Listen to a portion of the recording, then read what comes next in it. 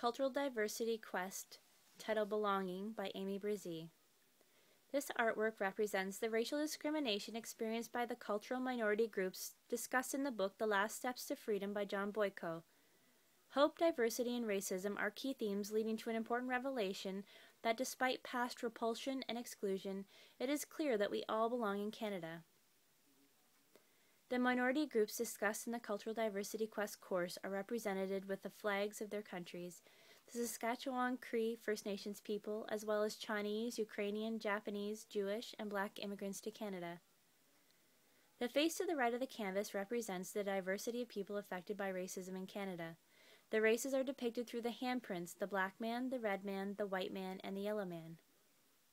Characterizing cultural groups through color has in the past been an act of racism that is significant and should be identified.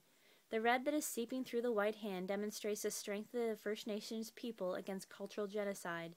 Each minority group has experienced unnecessary suffering, pain, loss, without any consideration of their human dignity. There are two separate train tracks which represent the loss of land of Aboriginal peoples and the sacrifices of the Chinese people who built the Canadian Railroad. The left train track identifies feelings experienced by immigrants to Canada. These words include lost trust, slavery, pain, inequality, hunger, suffering, lost rights, loss of family, lies, and fear. On the right side of the train tracks, Canada has been on each rung of the racist ladder. These words include assimilation, systemic racism, cultural genocide, rejection, repulsion, discrimination, prejudice, and stereotypes. The track symbolizes a path which connects the minority groups across Canada to each other.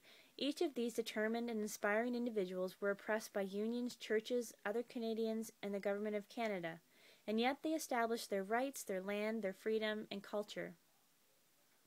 This, of course, was not without a great price. Despite colossal oppression, each cultural minority group demonstrated courage and perseverance in maintaining their identity.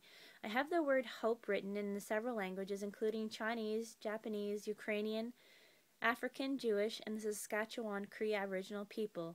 I have the word identity, hope, and diversity illustrated in the English language, as these words signify more of what Canada is today, a diverse nation with hope and understanding of each other's identity.